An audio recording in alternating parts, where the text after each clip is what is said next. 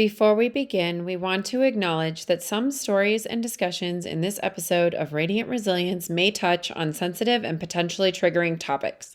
These may include themes of death of a spouse, cancer and terminal illness, grief and bereavement, anger and depression after loss, discussion of suicidal thoughts, infertility and childlessness, and dementia in a loved one. Our goal is to share real life experiences in a respectful and empathetic manner, offering insights into the complexities of the human spirit and the journey towards resilience. However, we understand that some content might be difficult for listeners. We encourage you to prioritize your well being and discretion when deciding to listen. Please remember this podcast is not a substitute for professional advice or support. If you find yourself needing assistance, we urge you to seek help from qualified professionals or trusted support systems. Your mental and emotional health is important to us. Thank you for your courage and for joining us in a space of understanding and compassion.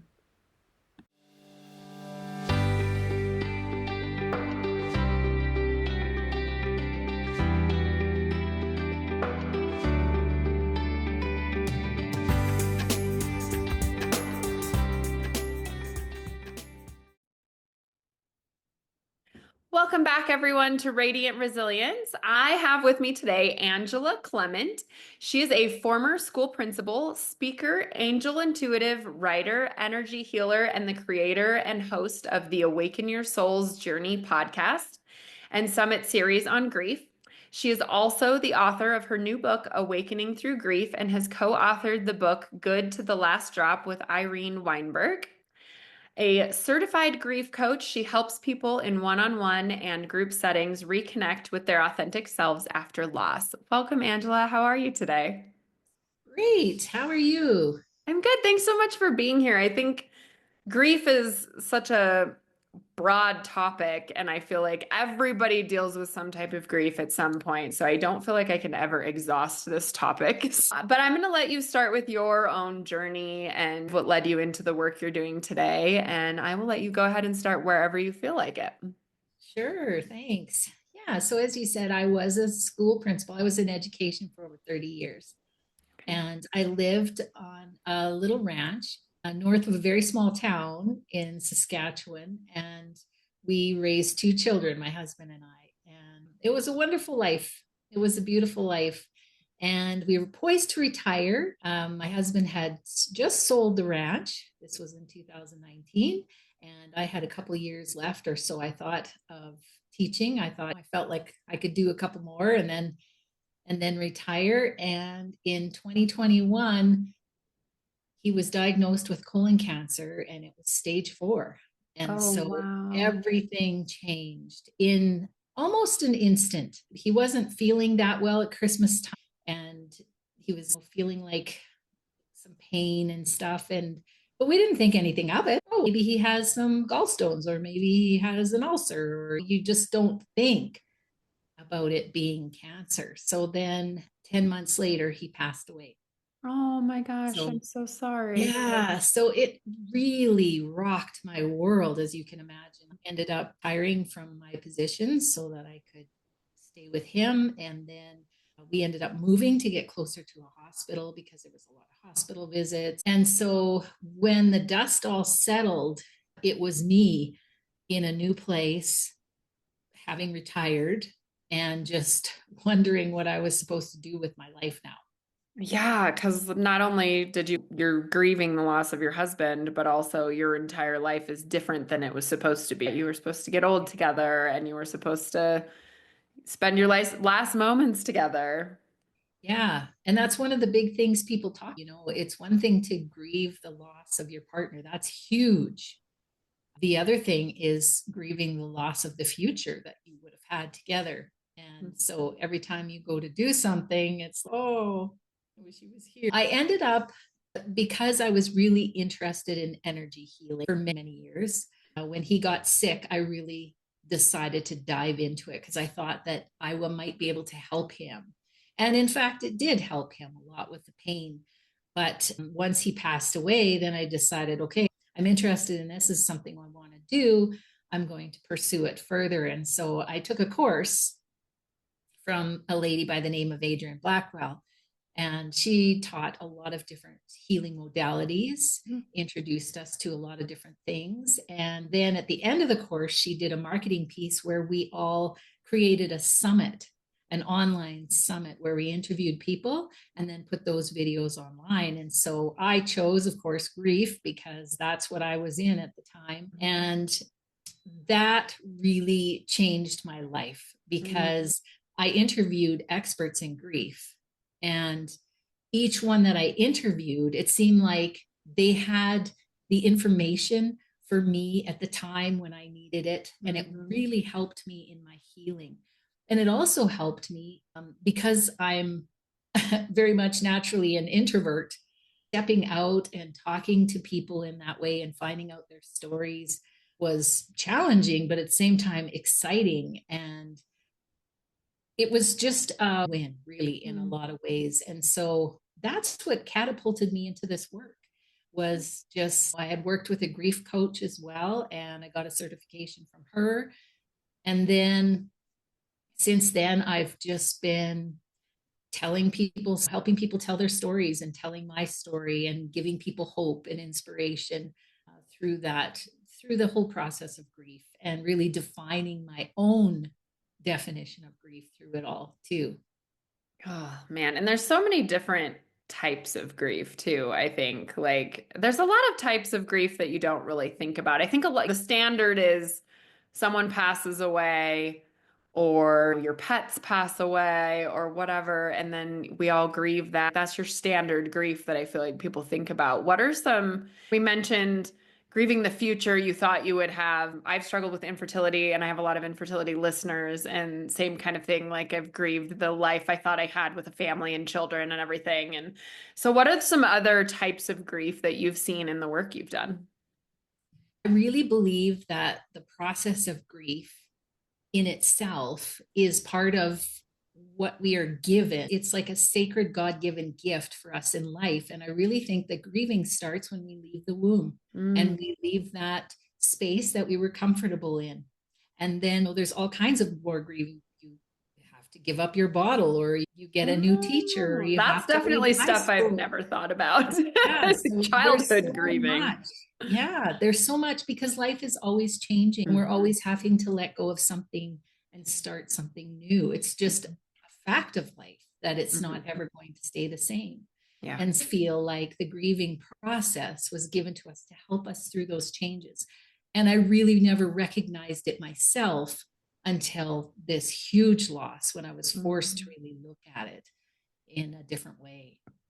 Yeah. And what was that like? I mean, how long into your grieving process did you start discovering that, I don't know. I think everybody knows you're grieving right away, but like to start doing the work on it. Yeah, it was only a couple of months for me when I met my grief coach. Okay. And that was really the beginning of me formulating what I felt like grief was for me. But then when I started working with others, I started a support group. And basically, the support group was us just talking about grief and what we were going through and sharing the resources. And through that, I ended up talking to them about what their kind of definition of grief was. Like, what is it to you? What does it feel like? And through this expanded kind of perspective, I developed this whole idea that grief really is a process. We talk about it as being sadness or bereavement or those kinds of things, but really it's a process that we go through and we continue to go through. And it helps us build skills that we use for life, really, not just in loss, but for life. So it's looking at grief in a different way instead of looking at it like something that's hurting us, that's ruining our lives, like looking at it as a process that helps us move through that loss. And so that's what I talk about in my book, actually, Yeah. is this whole different perspective. Yeah. It's so hard when you're in the depths of it Oh, to think about crawling out of it. It's so hard. Obviously, you don't want to be drowning in that for forever, but that's tough. It's tough to climb out of that hole. it is. Yeah. And I won't say that any of this was easy. There were times where I just didn't want to be here.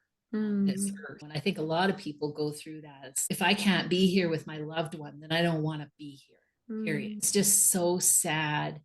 And you start asking the really big questions like, why am I here? Why did he go? Who is God? Why would he let this? There's all of those kinds of big questions that come out. And so that's the other thing I talk about in my book is how that moves you into this kind of awakening to who you really are or what you truly believe in life. And it's difficult. It's really hard going through that. Yeah, did you ever at any point have anger towards him leaving? Oh, yes. I remember we had a campsite in a nearby campground, and it was a seasonal spot. And every year he would winterize the camper. And that particular year after he died, I'm there going to winterize his camper, and I'm just so mad that he Mm. left me and made me do this on my own. And there was lots of other examples of that as well. And for the longest time, I suppressed it. And I think a lot of people do this. They think, I'm not mad. I'm not mad. I'm sad. But there is a lot of anger that, because we are told that anger is not right, that it's not proper to be angry, or you might feel guilty that you're angry, you suppress it and you Yeah. don't realize it. And then what happens is, and what happened with me is it ended up becoming a physical thing Mm. because I had suppressed it so long. And it took me a while to figure that out. But I will tell people a little secret. What I decided, or I guess somebody must have gave me this idea to ask myself, if I was angry, what would I be angry about? And making a list of those things opened up the door to me realizing that actually I am angry about those things. Yeah, I think that's something that's so taboo because it's like obviously it wasn't his fault that he got cancer and things like that. I think whenever anybody leaves life early, earlier than we expect them to or than they should, it's easy to be angry, but I think it's so shamed. Like you said, like, no, you can't be angry. You're just supposed to be sad and miss them and that's it. But you can't be mad at them for what did they do? They didn't do anything, but Yeah, like exactly. that's very real. We lost my grandpa last February, and I know that my mom was really struggling with some anger towards him because my grandma has really bad dementia, and he just left my mom with all of this stuff to deal with, and she's an only child. And so I know that she was dealing with that, but she was afraid to talk about it because of the judgment and the shame around it. Yeah, absolutely. Yeah. And who do you talk to about that? Well, Yeah. you need somebody who's going to understand Yeah. because otherwise they're going to often say things like he's in a better place, or there's all these kinds of accolades that people use that kind of press what you're actually feeling and not allowing you to actually express what emotions are coming up. Yeah. How did it manifest physically for you? It ended up, I had gallstones Okay. and they flared up. And when I do some reading on Chinese medicine and energy medicine, we store a lot of anger in the liver areas. And so that's how it ended up. I believe that's how it ended up forming. And in my release, all of those symptoms released as well. I think that there's a big correlation between the emotions that we hold and that we don't let flow, cause that energy to restrict, and then they do eventually cause physical ailments. Yeah. Yeah, I think we hold a lot of emotions in our different parts of our bodies. So it's always interesting to me how those things end up remedying themselves once we let go of stuff. Exactly. Yeah, and it happens a lot. Yeah. Yeah. So you are a grief coach now. So what exactly is a grief coach for those who are listening that may not know that exists? Yeah, so I specifically have a program that I work with that was developed by Julie Clough, who was my grief coach. And it's really, this model of coaching is about hope. It's really about providing hope and inspiration moving forward, but also about really understanding the physiological process that happens for us when we're moving through that. And so, really, what I believe is education is powerful. Knowing what you're going through and understanding what kinds of things can come up through this process, and knowing that it's normal, because that's one of the big things is that I felt bad when I was jealous. I'd be jealous about other people that still had their partner, had lost them. And all of that is really normal. And when you learn to realize that and then accept yourself in that space, that's when it starts to lift. And so the coaching really helps people work through those emotions, address them directly, not suppress them, but address them, and then acknowledge the person in that space, and then give them the tools they need to help lift that heavy emotion. Yeah. Yeah. And that process has to look different for everybody, right? Yes. And when I work with people, it's unique because their experience is unique. And I also use my own intuition and guidance to help people in the space where they are. You have to meet people where they are. And some people won't start working with people until they're through that very initial grief. But I found that the sooner I started with the grief coach, the better. Like I was only a couple of months into it. And I think if I would have started sooner, it would have been better. Yeah, but I think you're right. Like people have to want the help. Yes. And when you're laying in bed and you can't get out of bed, well, that's how it is at the very beginning. You can barely eat. All the normal things like having a shower are hard to do. So, yeah, you've got to get through that piece too. But there is a point at which you decide, or at least that's what happened for me, is that I don't want to be like this anymore. So I need somebody to help me through this. That's a hard part to get to too, though.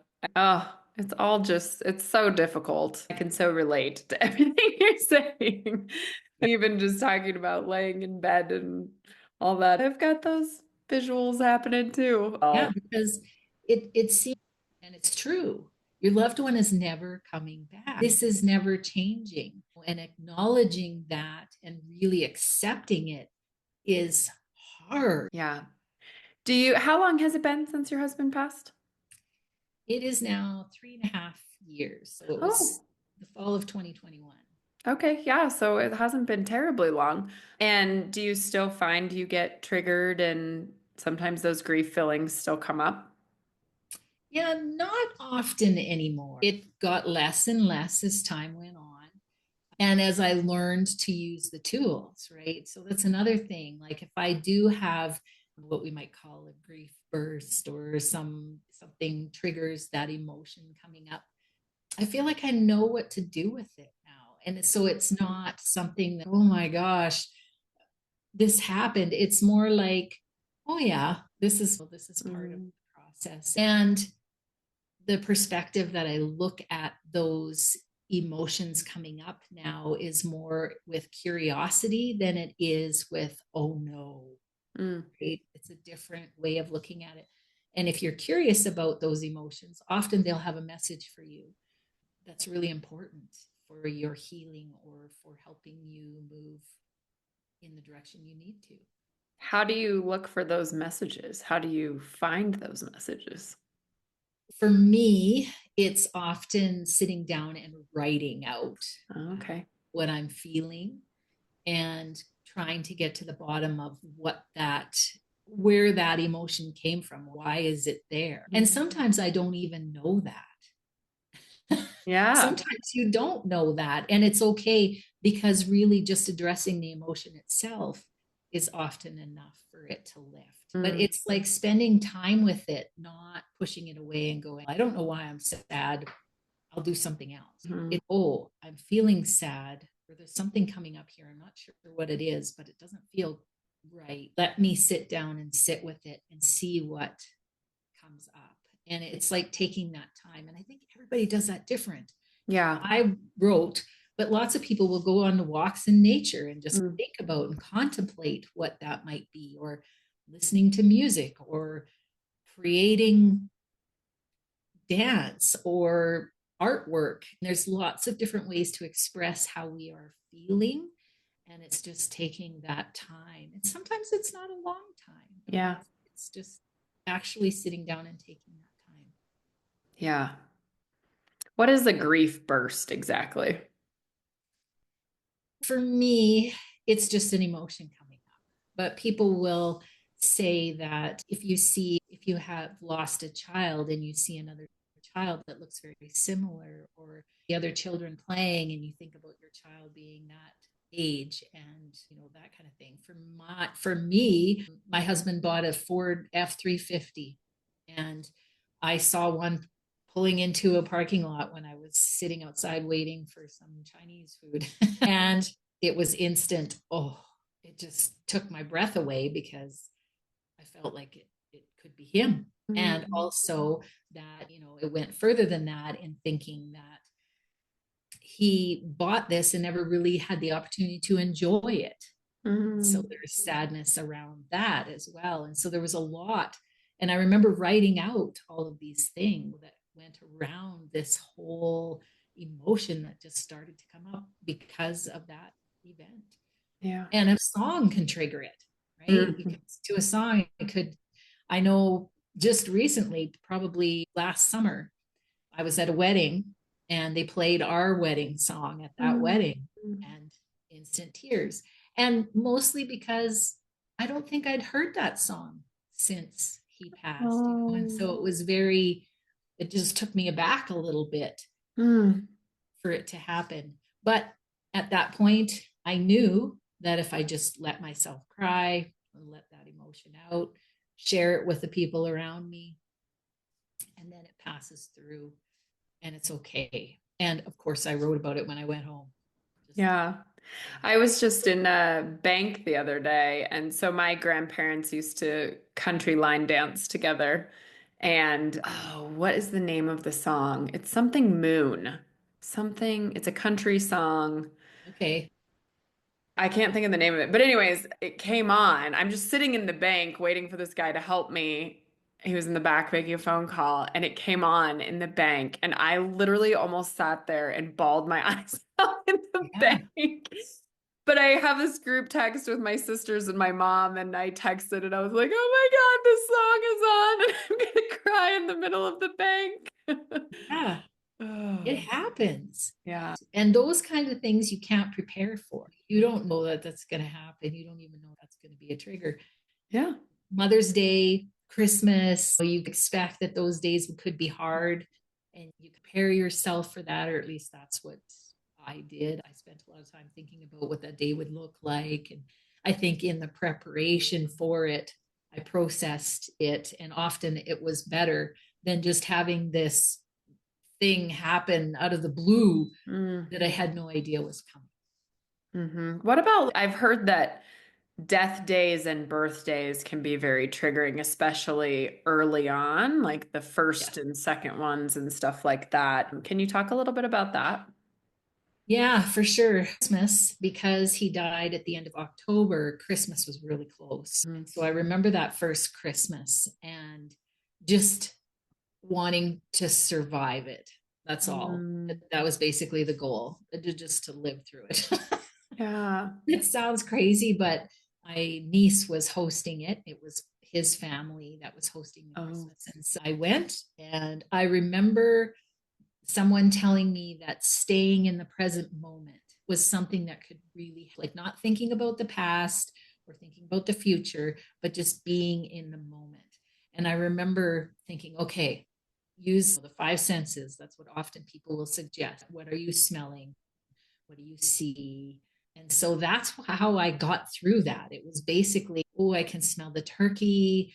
Oh, this tastes really good. I can hear people laughing. I can, and so it was like really being in that moment and not worrying about whether that moment was going to make me emotional, or Yeah. just to allow what was happening in the moment and not think about what had happened and not really think about what was going to happen, just be in that moment. And that seemed to make things more palatable. Like just I was more able to handle it that way. Yeah. Yeah. And then what about that first anniversary of his death? Did you plan something that day? How do you recommend people deal with those days? Yeah, I recommend planning something. And it doesn't have to be big. For us, we still had some of his ashes. Mm-hmm. And what we ended up doing is spreading them on that first anniversary. That was we went out for dinner and we spread his ashes. And I think it was a good way to commemorate that day and to remember him. And since then, I've come up with little things for myself. Our anniversary date, Mm-hmm. we loved going out to movies. And so I took myself out to a movie, Oh. watched the movie I wanted to watch. And yeah, and I thought it would be, I thought it might be really sad, but it surprised me at, just how comforting it was for me to do something for myself and to just feel into how much gratitude I had for the experiences that we had together. At some point in your grief, you do start to move to that more place of gratitude and appreciation for what you had. Start looking more into what can I build now and what's my future going to look like. But that space in there it's tricky. Yeah. Do you mostly work with people that have lost loved ones then? Yes. Yeah, mostly. Yeah, because I've heard of people experiencing grief over the loss of a job and things like that too. Yeah. Again, I think that probably boils down to the loss of what you thought your life was going to be. Yeah, absolutely. And I think a lot of people that if you've lost a job, I know I never defined that as grief Mhm. before, but you Mhm. certainly recognize it now. Divorce, Yes. home. Yeah. And what did the grief feel like to you physically? I would define it as really heavy. Mm. It was, and that was at the beginning when I didn't really understand what it was. It was just like there was this overwhelming amount of sadness and despair and just not knowing what was ahead and Mm. just being totally feeling like you're totally out of control and absolutely helpless. Like it's Yeah. just overwhelming. When I redefined grief as this process and started to embrace it, I realized that a lot of what I was feeling was really the emotions that come along with grief. And grief really is more of this process that's here to help us. And when those emotions come up, that's part of the healing process. I Mhm. believe that they come up at exactly the time that they need to for Mhm. your own healing. Yeah. So really paying attention to them and listening to them and acknowledging them is important. Yeah. I've noticed with myself with my infertility journey when I have these moments where I feel like I go back 10 steps in my grief with that.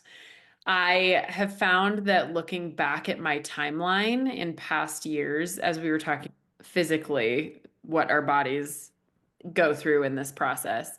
I found that it usually coincides with a time of year. So as we're talking about anniversaries of death days and things like that, it usually coincides with when I was doing a treatment or when I had a loss or something like that and looking back on that. And that was somebody brought that to my attention recently.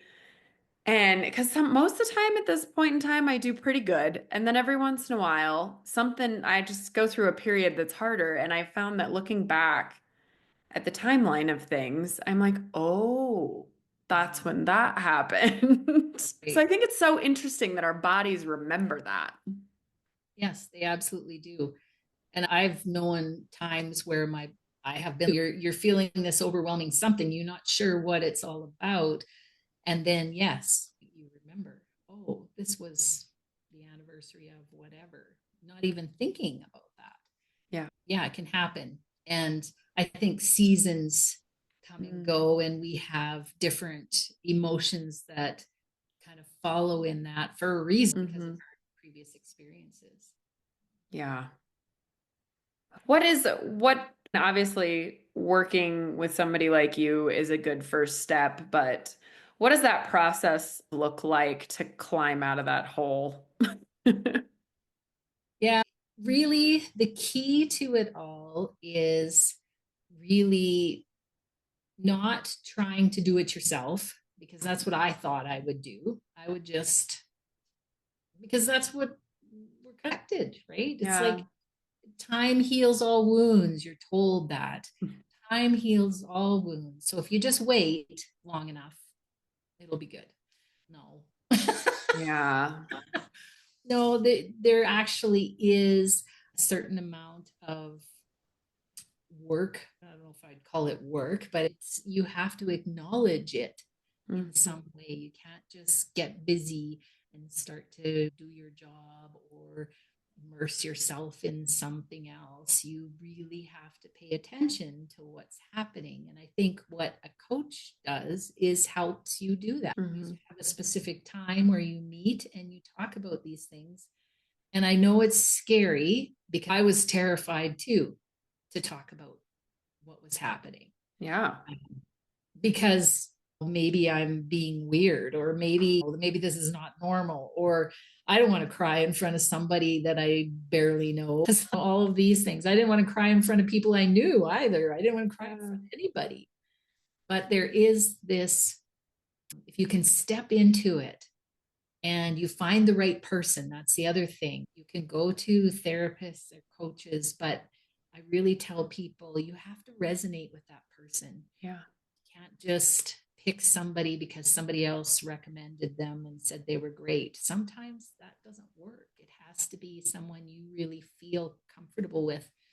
So there's lots of aspects that go into it, but I do recommend not trying to do this yourself. Yeah. Well, and I think we live in a world that's full of easy distractions too, right? So it's easy to immerse yourself in a million different other things to distract from what you're actually feeling and going through and processing all of that. So it's too easy, whether it's work, kids, family, friends, whatever. Uh, Yeah. And yeah. the longer you push that away, well, like I get caught sometimes scrolling through my phone. You get into the Facebook reels or something, and pretty soon you're down some rabbit hole. But the longer you push that off, it doesn't go away. It just Yeah. builds underneath Yeah. it. And at some point, people reach a place where they just can't hold it all anymore. There's just too much. Yeah. So starting to address those things is really important. What advice do you have for supporting someone who's grieving? Things to say, things to do, things not to do. Great. Yeah. I really appreciated when people took the initiative to do things for me without saying, if you need anything, let me know. I'm very guilty of that because I am not one that just inserts I feel bad inserting myself and I don't always know what to do. So I think that's part of that as Right. well. I'm like, let me know if you need anything because I don't know what to do for you. Yeah, exactly.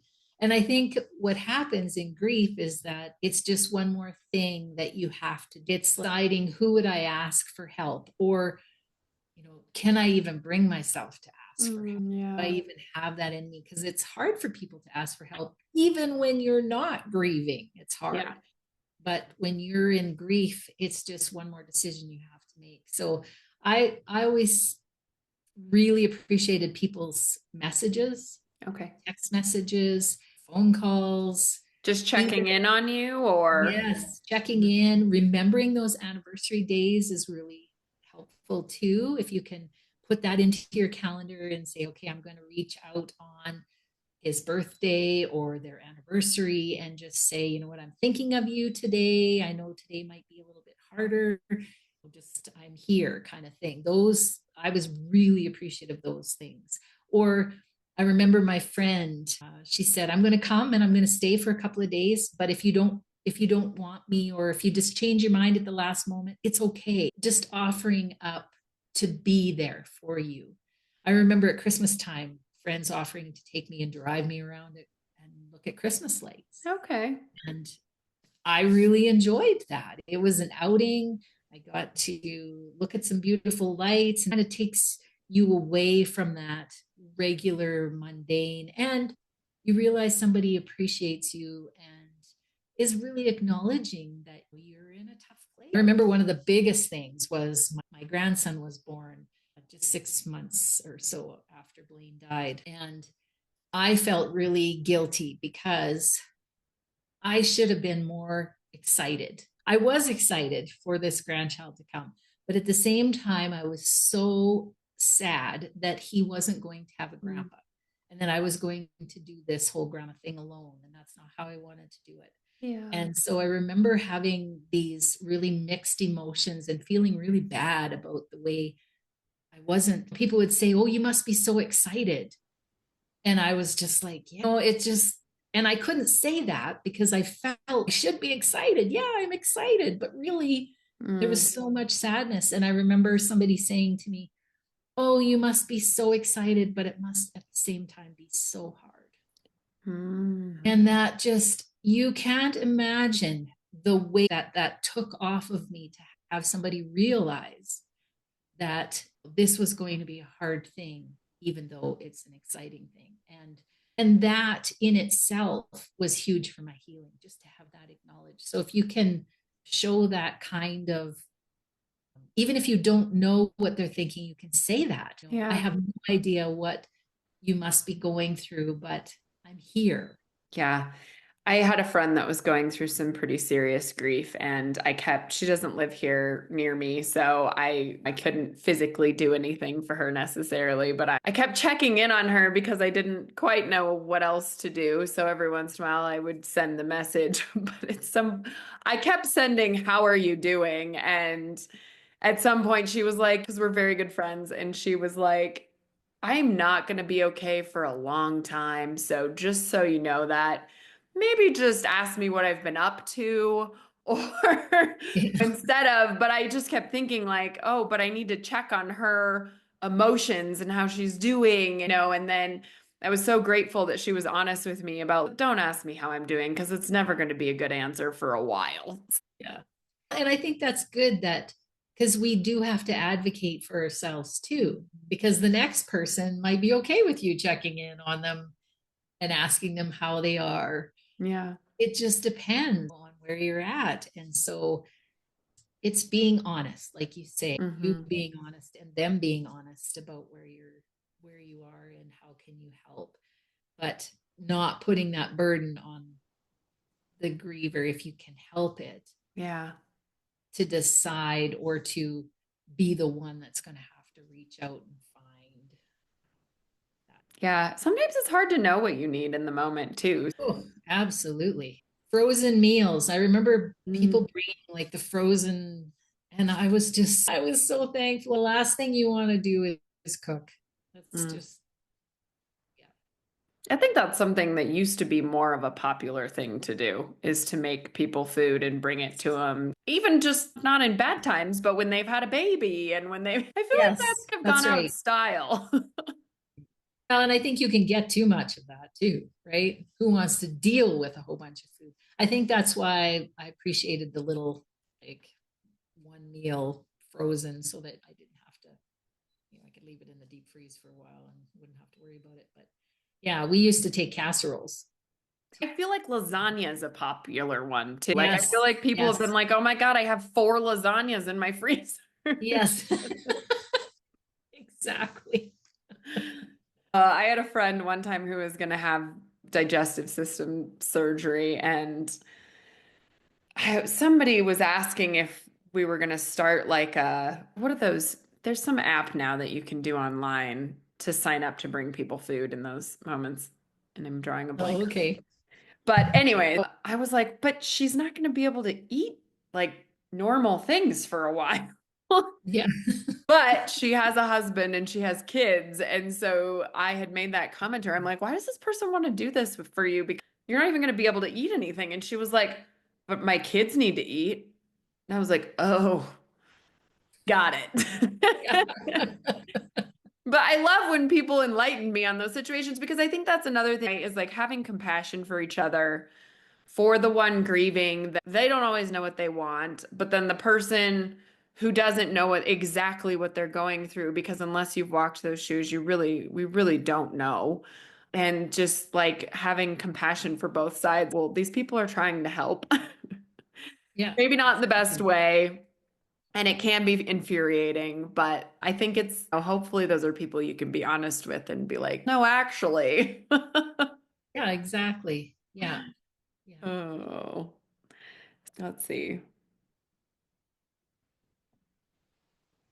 Hmm. Yeah, I don't know. What else you got for me on grief? I guess I could talk a little bit about what I do Yeah, yeah. and then people can they can look that up if they so choose. If people go to my website, healingenergy.world. Yep. And I will link all that in the show notes as well. So if anybody listening wants an easy link to that. Yeah. And then most of everything that I have is on that website. So I have my book, which is Mhm. called Awakening Through Grief, and it'll be coming out in audio later this year. Are you narrating it? I'm narrating it. Yes, it's Yay. I a love when process. authors narrate their own books. Yeah, I didn't realize what that entailed, but I'm getting through it. So Mm, we'll make that happen. And then I have a podcast yes. that's also available for people to watch. And on my website, you'll see I have a support group. And the support group is welcome to anyone. It's free and I run it about every 10 days. And if you Okay. sign up for that list, then I send out notifications when those meetings are happening, and then you can pop in on Zoom. And we have a core group of people that have been with me for over 2 years now. And lots of wisdom and resources there that people are sharing. And so I highly recommend checking that group out. We talk a lot about grief in the process and also about spirituality Mm, and life after we leave here, and we talk about mediumship and all kinds of those spiritual things as well as the grief. And then I also have some meditations on there people can have access to. And yeah, and I also write a blog and okay. a newspaper column. And so people can check that out as well. And it's all about grief, pretty much. All about grief. Yeah, grief and spirituality is really the two main topics that I deal with. Yeah. Do you have any other plans for any more books? At the moment, no. I believe that there's another one coming, but I have no idea what exactly it'll be about just yet. Yeah. Do some more journaling and things like that, and I'm sure it'll drop in at some point. Yes, I really think that there'll be something at some point, but Yeah. yeah. Amazing. All right, we'll link all the ways to get a hold of you in the show notes for social media, your website, the book, all the things. I'm assuming the book you can get pretty much anywhere. Yes, anywhere. Yeah. Okay. Amazon, Yeah.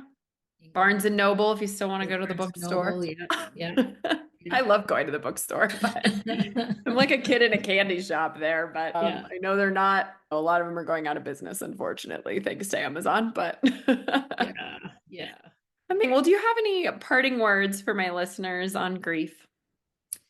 I think the biggest thing I like to tell people is that, first of all, I know how difficult grief can be. I know how this process really brings up a lot of emotion, and sometimes grief from the past gets dug Mm, up that you maybe didn't even realize you had dealt with. So it becomes really big.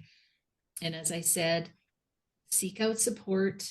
There's always people around you that can help, or even, loved ones on the other side that can help. mm, I still feel like I have a connection with Blaine, and he's helping me as I move through life now with mm, all the things that I'm dealing with.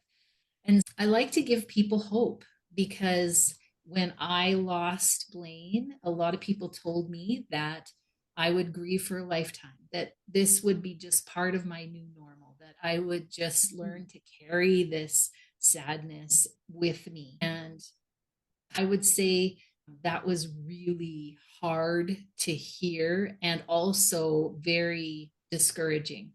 Mm. And so I just want people to know that's not how it is. Certainly for many people, and I've interviewed over 160 people now that have gone through grief, and some of them really tremendous loss, like multiple losses in short periods of time, that have moved through and have built lives that they love again, that are fulfilling and joyful. And so, not to think that, it's going to be easy. Certainly it's not.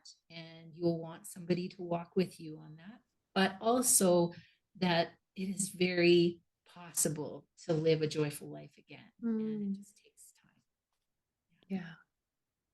Oh, I love that. That was great. Thank you so much, Angela, for coming on today and sharing your story. Thank you for sharing it with the world too, because I very firmly believe that the more we share about this stuff, then we're just going to spread more and more compassion in the world because people have a better understanding. Absolutely. Yes. That's why what you do is so important. So thank Thank you. you. You too. And I think everybody should check out I think it's great that you have your free support group. I think that's fantastic. So everybody go check that out for sure. But yeah, thank you so much, Angela, for coming and chatting with us today. And thanks everybody for listening. We'll see you on the next episode.